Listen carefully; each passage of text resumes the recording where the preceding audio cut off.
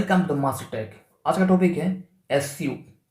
SU means special commission officer. ये एक entry है इंडियन आर्मी में ऑफिसर बनने के लिए। ये एक सर्विस एंट्री है। यहाँ पे ओनली सर्विस पर्सनल जो इंडियन आर्मी में ऑलरेडी सर्विस में है एज ए सोल्जर, वो लोग एलिजिबल है। ठीक है। आगे और डिटेल्स देखते हैं एसयू कमीशन के लिए हमें कैसे तैयार करना है खुद को।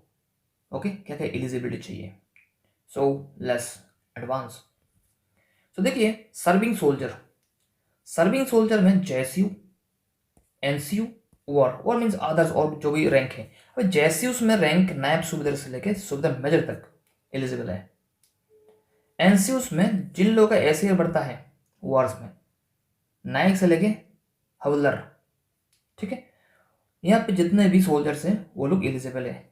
साथ में सिपाही से लेके लांच नायक तक ये लोग भी इसके लिए एलिजिबल है। दैट मीन्स कहां से, सिपाही टू सूबेदार मेजर तक दे ऑल आर एलिजिबल। ठीक है। नेक्स्ट देखते हैं मेडिकल कैटेगरी। देखिए, मेडिकल कैटेगरी बोले तो शेप 1 होना चाहिए हर एक सोल्जर का जो एसयू अप्लाई करना चाहते हैं। दैट मीन्स आपकी बॉडी का जितना भी सेंसर है और जितने भी एक्चुएटर है, सबके सब हाथ, टांग और जितने भी पुर्जे हैं सबके सब सलामत होना चाहिए शेप 1 में। ठीक है। तभी आप एलिजिबल हो। नेक्स्ट है एप्लीकेबिलिटी। यहाँ पे बताता हूँ कि कुछ कोर जैसे एएमसी मेडिकल कोर वाले, ठीक है, आर्मी मेडिकल कोर, ये डेंटल कोर, ये पोस्टल सर्विस वाले, टी है टेरिटोरियल आर्मी, और रिलीजियस टीचर पंडित जी। ठीक है। इन लोगों को छोड़ के बाकी लोग अप्लाई कर सकते हैं एसयू के लिए। नेक्स्ट मिनिमम सर्विस 5 साल होना चाहिए भाई। और 5 साल कब, जब आप एप्लीकेशन फॉर्म फिलअप कर रहे हो ना, अप्लाई कर रहे हो, उस एप्लीकेशन जिस दिन सबमिट कर रहे हो उस दिन आपका सर्विस मिनिमम 5 साल कंप्लीट होकर 6ठा साल रनिंग होना चाहिए। 6 इयर्स रनिंग होना चाहिए। ठीक है। तो आप एलिजिबल हो। अदरवाइज थोड़े दिन और वेट कर लेना, फिर शुरू करना। ठीक है। नेक्स्ट देखते हैं एज लिमिट। देखिए, एज लिमिट यहाँ पे बताया गया है 28 से 35। हाँ, यहाँ पे कुछ कंडीशन है। आप जब अप्लाई किए हो, एप्लीकेशन अप्लाई किए हो, समझो आप अप्लाई करते करते जो भी स्टेप आपको इंटरव्यू ले लिया है और नेक्स्ट आपका एसएसबी आ चुका है। एसएसबी में आप सिलेक्ट भी हो गए, मेडिकल ऑलरेडी फिट है, नो इश्यू। बट देखा गया है कि आपका जो उम्र है, जब ये प्री कमीशन ट्रेनिंग शुरू हुआ है, जिस डेट को शुरू हुआ है उस डेट आपका उम्र 27 साल 11 मंथ और 29 डेज हुआ है। You are not eligible. आपको 28 साल पूरा होना ही होना है, 28 साल कंप्लीट होना है भाई। ठीक है। दैट मीन्स 29 साल रनिंग में। ठीक है। ओके। और ऐसा भी नहीं होना चाहिए कि 35 साल हो गया और फिर एक दिन एक्स्ट्रा हो गया। ठीक है। उस टाइम भी आप एलिजिबल नहीं हो, आपको रिजेक्ट कर दिया जाएगा। ठीक है। ये एज लिमिट है। फिर आता है एजुकेशनल क्वालिफिकेशन। देखिए, एजुकेशनल क्वालिफिकेशन में आपको 12th स्टैंडर्ड होना चाहिए। चाहे आप 10th कंप्लीट करने के बाद कोई डिप्लोमा सर्टिफिकेट लेके जो 12th स्टैंडर्ड है उसका इक्विवेलेंट आप डिग्री ले लिए हो, कैसी भी हो 12th पास होना चाहिए, अदरवाइज उसका इक्विवेलेंट डिग्री होना चाहिए। ठीक है। यहाँ पे परसेंटेज का भी मेंशन नहीं है, नो इश्यू विथ परसेंटेज, आपको 12th स्टैंडर्ड कंप्लीट करना चाहिए। ठीक है। नेक्स्ट है बीपीटी और पीपीटी। ये सबको पता है, हर सोल्जर को पता है, पास होना है।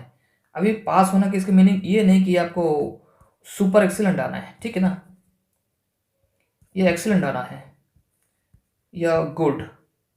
ठीक है। आप अगर सैड में भी आ रहे हो ना, सेटिस्फैक्टरी, तो भी चलेगा। ठीक है। आप सैड से लेके फेल नहीं होना भाई, पुअर नहीं होना है, सैड से लेके सुपर एक्सीलेंट तक हर एक सोल्जर एलिजिबल है। ठीक है। ओके। नेक्स्ट एसीआर क्राइटेरिया, या इसका एक डिमेरिट्स भी है भाई साहब। आपका ACR that means annual confidential report, ये बढ़ता है आपका सुपीरियर अथॉरिटी। अगर सुपीरियर अथॉरिटी, मेरे हिसाब से सब अच्छा हो, किसे पता अगर सही ना हो, इंसान ही गलत हो और आप सही दिशा में जा रहे हो, फिर भी उसके लिए आप रोड़ा बन के रख रहे हो, वो हो सकता है कि आपको रिकमेंड ना करें आपका एसीआर में। तो ये एक डिमेरिट्स हैं मेरे हिसाब से। जो पर्सनल ट्रेनिंग वाले सीनियर अथॉरिटीज़ हैं उन लोगों को इसके ऊपर सोचना चाहिए, ताकि एसीआर कैटेगरी को जस्ट ऑप्शन में रखा जाए, इससे और भी उभर के आएंगे बंदे। Okay, no issue. तो अभी की पॉलिसी के हिसाब से तो आपको रिकमेंडेशन होना चाहिए कमीशन के लिए एसीआर में, ठीक है। एसीआर में कॉलम होगा जहाँ पर आपको रिकमेंड कर दिया जाएगा, तो तभी जाके आपका एप्लीकेशन आगे फॉरवर्ड होगा, ठीक है, अदरवाइज नहीं। सो ये एसीआर का फंडा है। नेक्स्ट आता है डिसिप्लिन क्राइटेरिया। देखो भाई साहब, आप अगर एक डिफॉल्टर मीन्स आप अगर बैड डिफॉल्टर हो। डिफॉल्टर दो तरह का, गुड डिफॉल्टर, एक बैड डिफॉल्टर मेरे हिसाब से। डिफॉल्टर मीन्स एक ऐसे हैबिचुअल थिंग जो आपके अंदर ऐसे बना हुआ है कि आप उसको चेंज नहीं कर सकते, डिफॉल्ट है वो। सो अच्छा चीज़ भी अगर आपके अंदर हो तो अभी आप डिफॉल्टर हो, अगर खराब चीज़ हो तभी आप डिफॉल्टर हो। So that's why I said it's bad defaulter और गुड डिफॉल्टर, ठीक है। आप अगर अच्छा ट्रेनिंग पाए हो और अच्छी तरह से आप बंदूक चलाना आता है आपको, that means you are good defaulter in firing.